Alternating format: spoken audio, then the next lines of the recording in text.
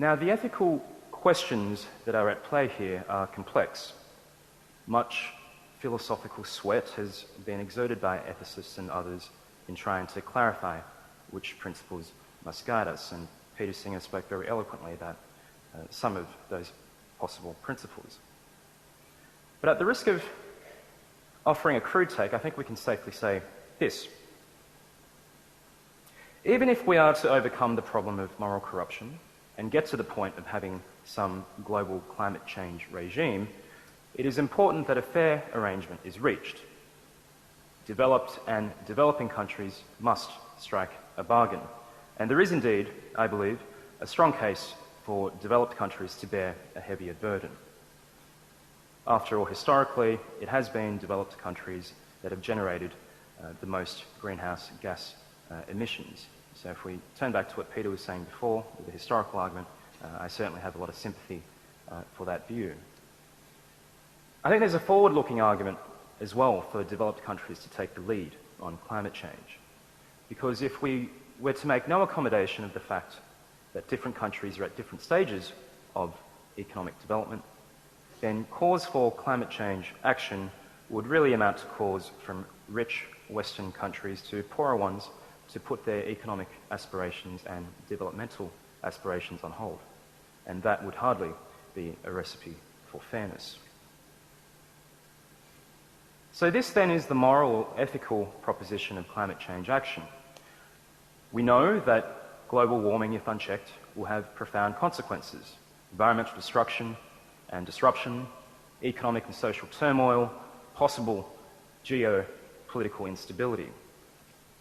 Ideally, we should be acting collectively, in timely fashion, to reduce our emissions, and developed countries, as I've said, must bear the heavier burden.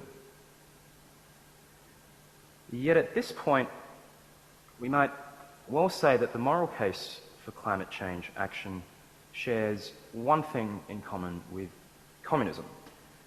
And before you gasp in horror, let me assure you I'm not channeling here the philosophical wisdom of Clive Palmer. What I mean to say is that the moral cosmopolitan case for climate change action is great in theory.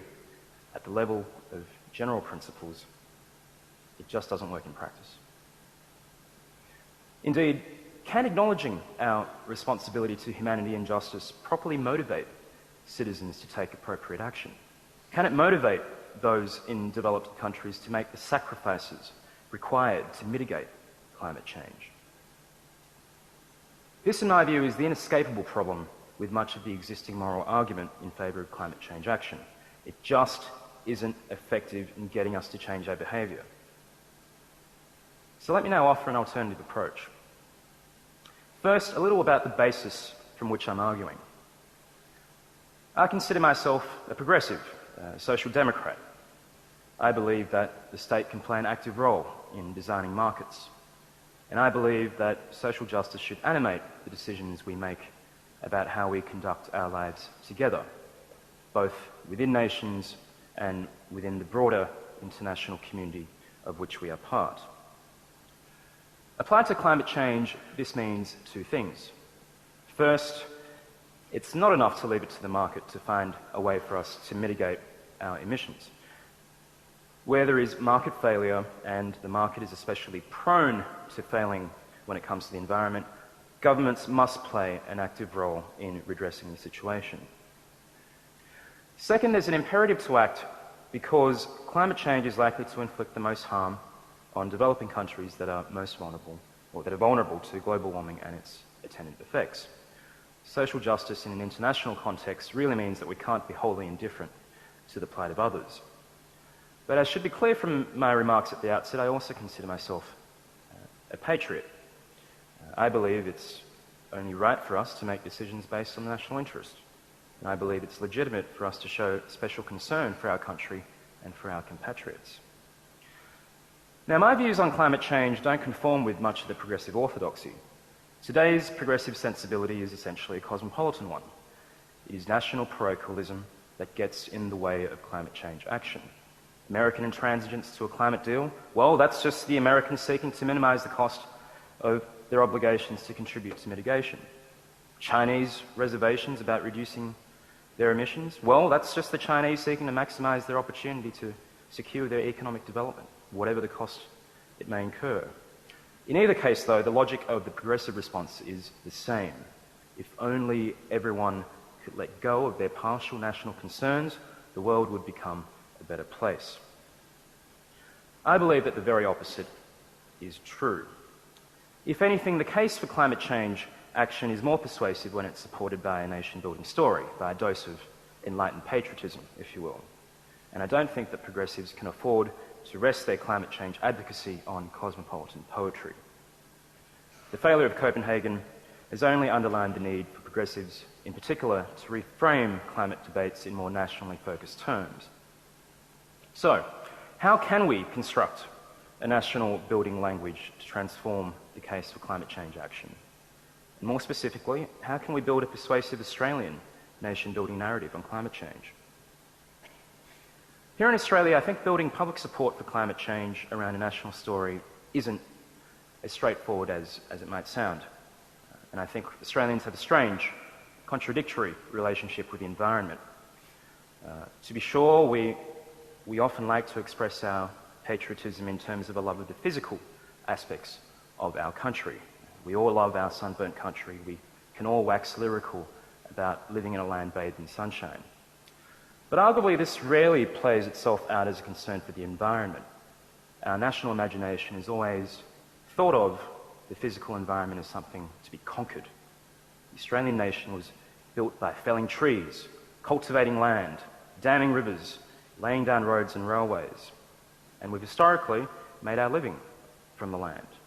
I think we need only look at the Australian public's response to the super profits mining tax to appreciate just how powerful these currents run in our psyche. Now, all this doesn't mean that nation building and climate change action are incompatible. It's just that we need to take nation building more seriously as an applied form of patriotism. For example, we should remind ourselves that there's an obligation to pass on the patrimony that is our beloved land, our flora and fauna, our forests, our rivers. There's a patriotic obligation to live within the constraints of the land. But environmental patriotism isn't enough. It's important to have a more integrated approach to climate change, one that marries patriotism not only with environmental sustainability, but also with economic reform. And what I mean is this: we shouldn't regard carbon pricing involving an ETS and/or a carbon tax as a panacea. Any carbon mitigation program must involve coordinated action in infrastructure, in skills and training, employment generation, and regional development. Unfortunately, the preoccupation we've had in this country with the ETS has meant that climate change mitigation hasn't been positioned in the way that it should have, namely as a long-term national project of structural reform. I think a nation-building approach along the lines I've proposed here would hopefully reverse some of the conventional wisdom. For there is indeed the pervasive and powerful belief that making the transformation to a low-carbon economy will incur an unjustifiably large cost. Lower economic growth, loss of employment, reduced living standards. If we move first, so the argument runs, Australia will lose out through carbon leakage. Investment will flow to those countries that don't have to live up to stringent emissions targets. The classic prisoner's dilemma situation returns. But I think there may be, in fact, a first-mover advantage for Australia in acting sooner rather than later. And if we look at the international situation, I think we find that Australia is already some way behind. Consider, for example, Germany's efforts in developing biomass energy, or Denmark's initiatives with wind power, or Californian and Israeli efforts with solar and electric cars. The upshot of all these developments should be clear. The window for a green industry first-mover advantage for Australia is closing very fast indeed. I've argued this evening that as Australians, we should embrace a more muscular vision of nation building. I consider this an alternative, progressive approach to climate change. This isn't to say that nation building as a rhetoric can be something of a magic potion. It isn't. And the case for climate action will remain a genuinely difficult one to win. But the cosmopolitan language of much progressive thinking has, I believe, proven inadequate. And there's a danger that the moralising tone of much of the debate risks leading us down a path of a very dangerous form of educated despair. Now, some will no doubt say that I'm conflating the moral dimension of climate change with the political when I say that we must harness patriotism to advance climate change action. Some will no doubt say that the rhetoric of nation building may well be part of the politics of climate change, but that's separate from the ethics of the matter. Clearly, I disagree. If moral language can't motivate us to translate principles into practice, then I think it does us little good to parade our virtue.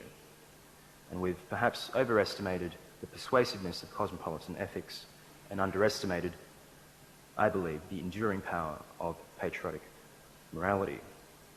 To return to that observation on cosmopolitanism I cited at the outset of my remarks, I think I'd have to agree with Herder.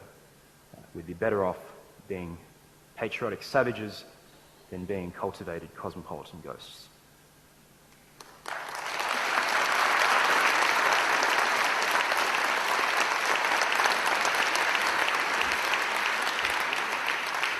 Thank you very much, Tim, for such an insightful, provocative and fresh presentation.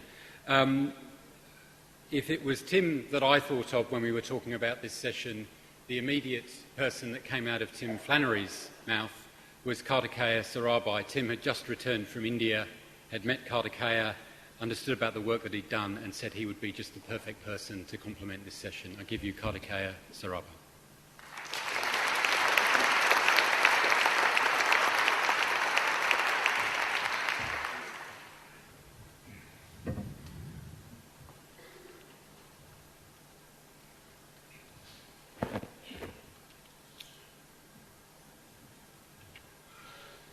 Next August, on the 9th, Australia is going to count its population.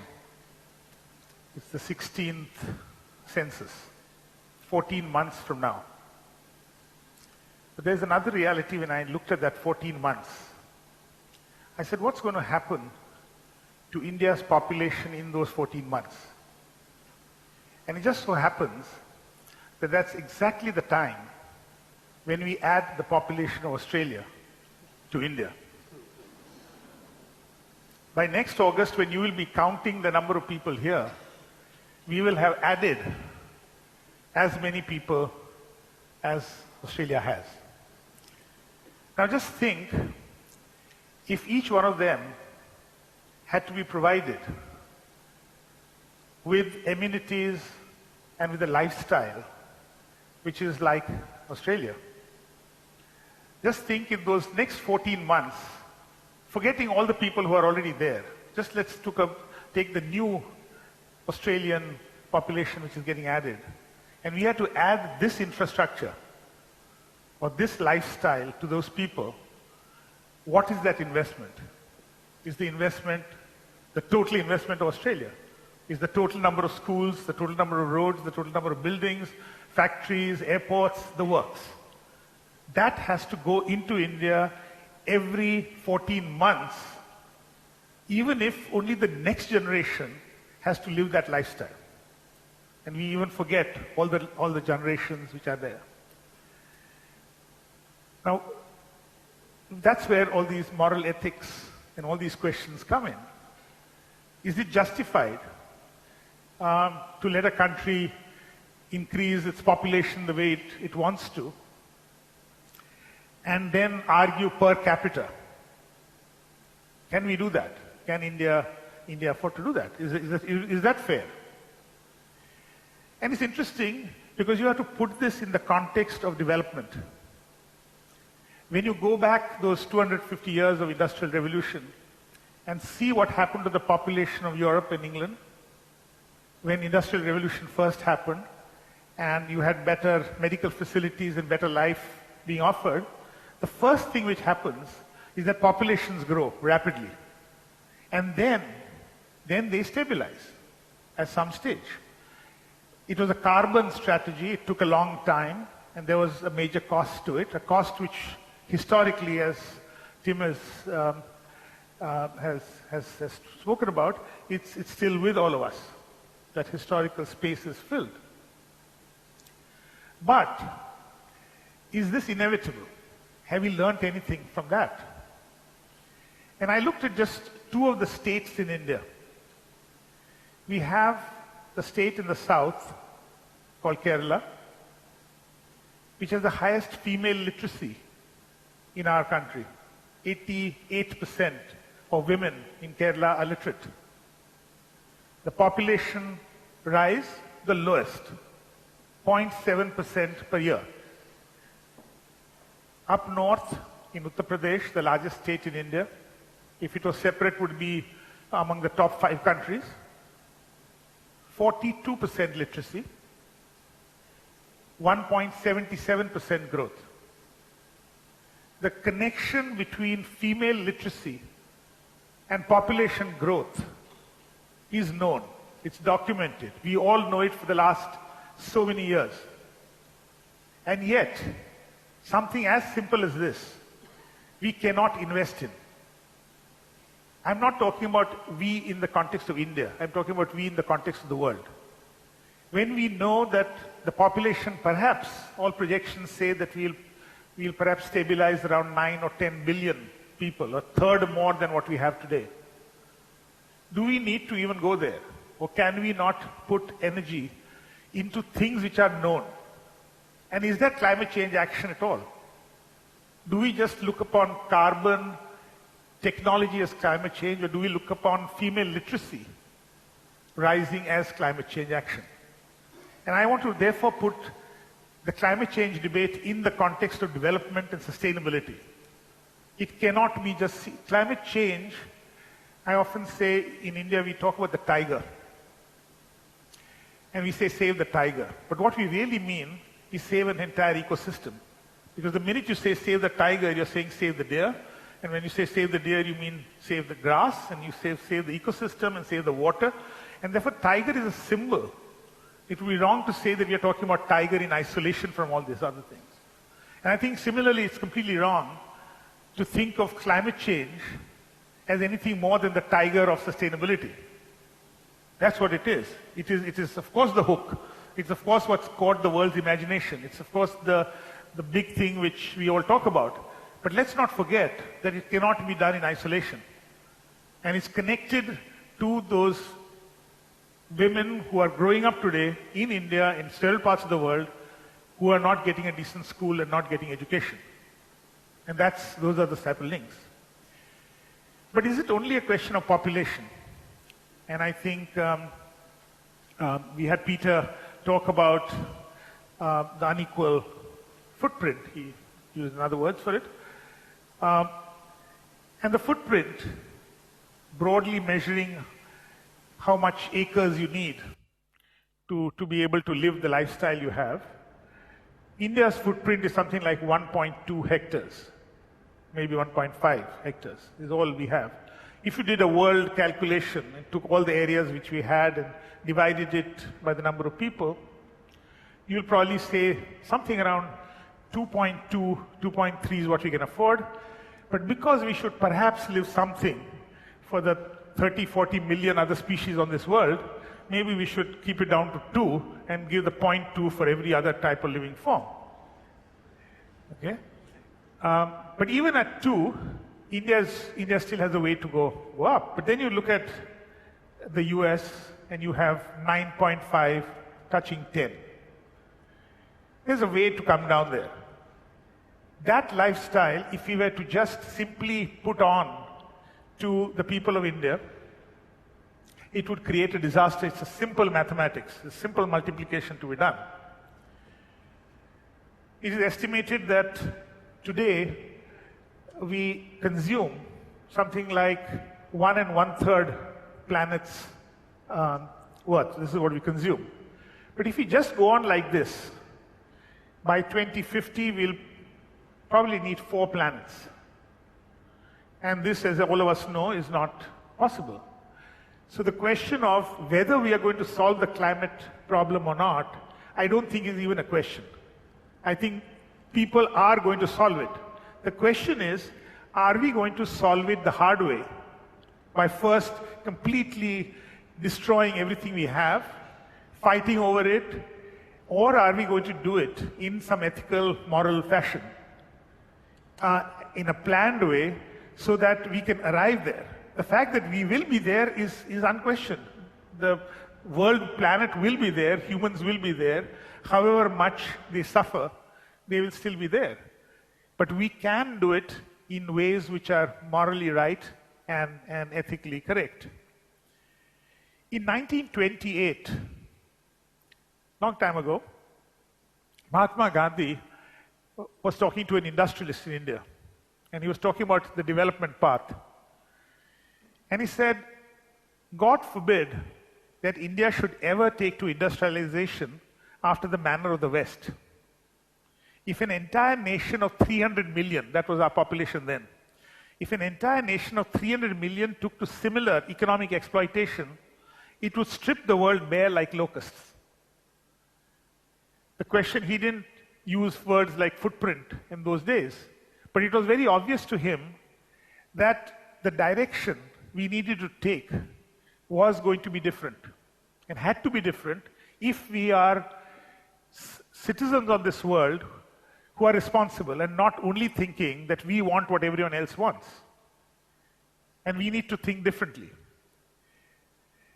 I sometimes look at a graph which says that you have developed countries which are not sustainable, and you have countries which are not developed but are sustainable.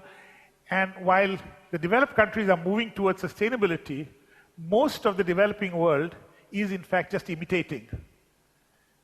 Most of what we do in India, you forget India of the rural, you forget the romanticized India, but you take India of Mumbai or Delhi, and you say, hey, doesn't this look like Sydney or Melbourne? Are they trying to do what we did?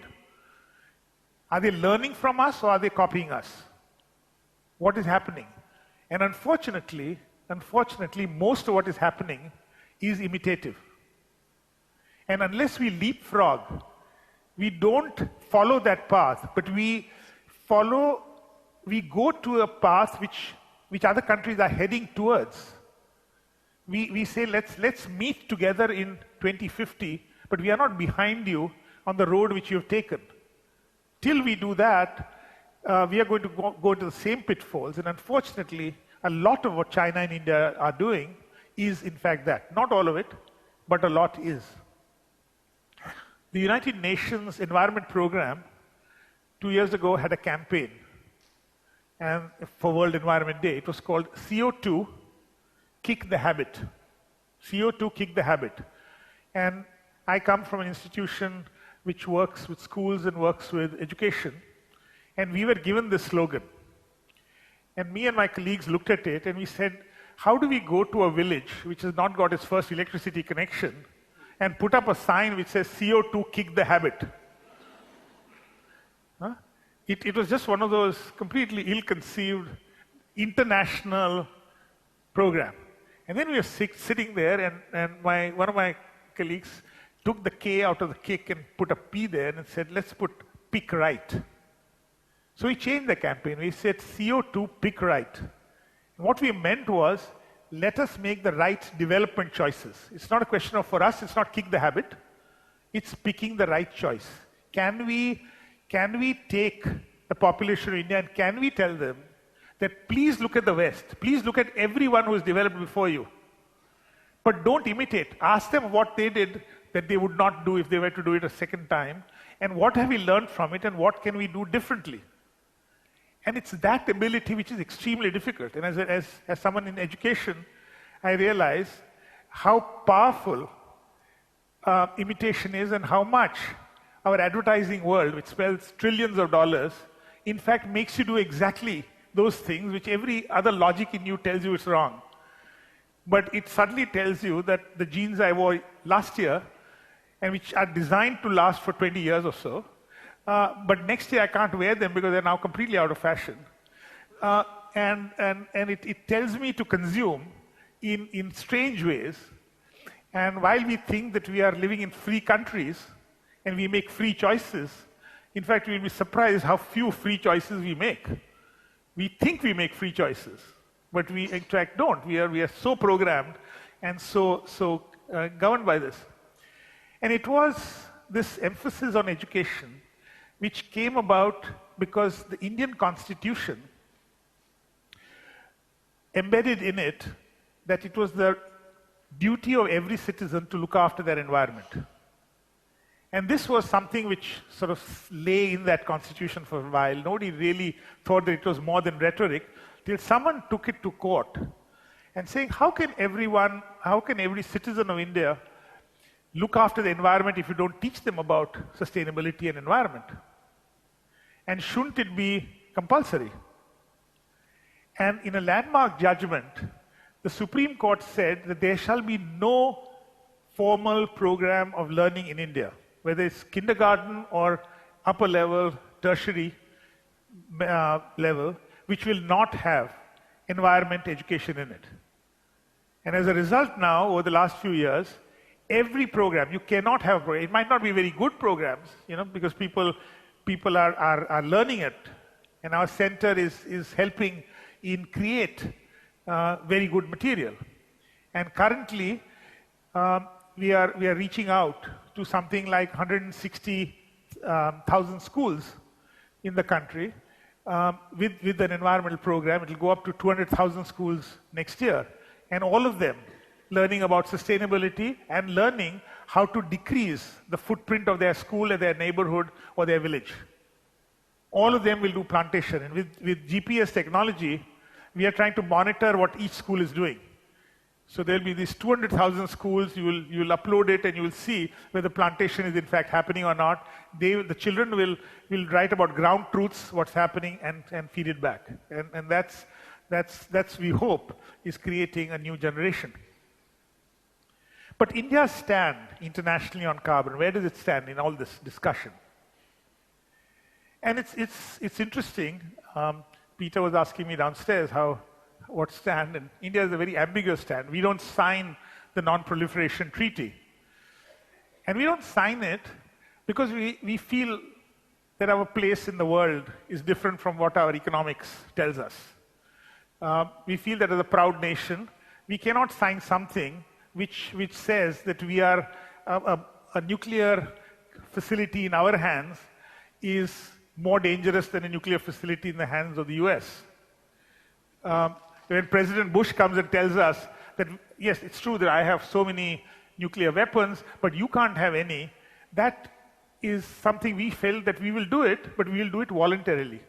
We won't do it because you tell us, because we don't agree with who you are, or you have no moral right to tell us. And that same thing goes here in the carbon thing, that we feel that when we have 1.2 is our footprint, ecological footprint, or 1 ton is our carbon footprint. What we are saying is that let us internally, somewhat like what Tim said, in a patriotic fashion, in a fashion where we consider that what we should define our own goals as good patriotic world citizens, let us reduce that footprint. And India has taken on 8 missions. There are 8 missions taken on to tackle climate change. Solar energy, enhanced energy efficiency, sustainable habitats, conserving water, a special one looking at the Himalayan ecosystem, sustainable agriculture, and a strategic knowledge platform. And the last one, which is very important, is called the Green India Mission. A major strategy to spend something like $10 billion on greening, and I was just noticing it's a 10-10-10. I don't know how these 20-20s and 10s come around, but it's 10 million hectares over 10 years. And you basically have something like $100 a year per hectare. It's 24 million acres, if you're more familiar with that. 1 acre for every person in Australia, because that's the population here. And we are doing a consultation. While I talk, for instance, one of the things we are doing is, this is the Green India Mission paper. This is India's strategy. It's out today. And a few hours ago in India, the first consultation started. People can give in comments in this. They can write in comments in the column. And through wide consultation, we are trying to get people involved in how India should green itself. But the point here is that these strategies are happening through an internal process. And it does not mean that our commitment is any less, but it still fights shy of signing something externally in company of those it feels don't deserve us to sign it with. International agreements are several on this whole ethics thing. And UNESCO, for instance, last year decided that there should be a declaration of the ethical principles in relation to climate change. But several principles have already got accepted. And Peter mentioned some of them. And India is strongly endorsing those. Some of those are like the common but differentiated responsibility is one of those principles which have evolved, which means that while it's a common problem, the responsibility to deal with it is not the same to everyone. You have to look at the historical dimension, as it's not Peter's 3 paradigms. It's not this or this or this. We usually put an and in one of them. You have to look at historical, you have to look at per capita now, and you have to look at justice from the point of view of who has resources to do this. We look at the precautionary principle. We look at present and future generations. We are very clear that what is required is a certain amount of committed funds which will have to go, but it is in the mode of partnership. India, I can assure you, might not do the best PR, but it is heavily committed to really making a difference in this one. We have per capita emissions is very much in our mind. We are trying to get every person who goes to school now to do something about it. It's not just environmental education, but environmental education going into action. Just like you have the footprint, we have been working on a concept of a handprint. We can do things. Footprint is something which we can reduce up to a point. But handprint is something which goes with our imagination. We can do a lot of positive things in this globe. It's a movement which we want to see happen in Australia. We want to see happening in India. We want to see it happening all over the world. There is a program now in South Africa, in Canada, which is looking at this. And can people be, I just want to end with this, one often wonders that can people acting separately still do things right? Tim took us to a restaurant this afternoon, which is a community restaurant, where there is no price list. And you're supposed to give what you thought was fair. And I said, Tim, surely this person will go bankrupt if that's the way you run a restaurant. And he said, no, you'll be surprised how in Melbourne we can run a restaurant without a price list, without someone giving you a bill, and people contributing what they thought was fair, and it is fair. And I think that spirit needs to be harnessed. We need to grow that. We bureaucrats can't do that. It is something which, there's something inherent in people who are not all bad. People will contribute. And I think that's the spirit which needs to be harnessed. And I'm very glad to be here today at the Deakin lecture. I can see the type of vibrancy here and the type of reception which we all have. And thank you very much.